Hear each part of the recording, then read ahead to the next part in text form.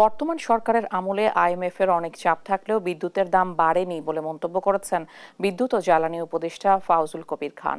শনিবার সকালে বিজিএমইএ ভবনে শিল্প খাতে সোলার এনার্জির গুরুত্ব নিয়ে আয়োজিত সেমিনারে তিনি বলেন, সবকিছু আগের মতো চলবে, এজন্য জুলাই আগস্টের বিপ্লব হয়নি। বর্তমানে দেশের বিদ্যুৎ খাতে ৪২,০০০ কোটি টাকা ভর্তুকি দিচ্ছে সরকার।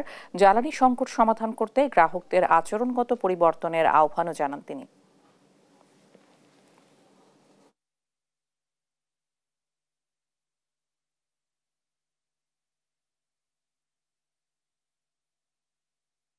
জ্বালানি এবং বিদ্যুতের যে সংকট, সেটা থেকে উত্তরণের প্রধান উপায় হচ্ছে আমাদের আচরণগত পরিবর্তন করতে হবে। শীতকাল এবং গরমকালে যে পার্থক্য, বিদ্যুতের চাহিদার যে পার্থক্য, সেটা প্রায় 7 থেকে 8,000 মেগাওয়াট। এর মধ্যে 2,000 মেগাওয়াট আছে আমাদের ইরিগেশন লোড। তো ইরিগেশন তো আমরা বন্ধ করতে পারবো না খাদ্যের জন্য, কিন্তু এই কুলিং লোড 5,000, এটা তো কমানো যাবে।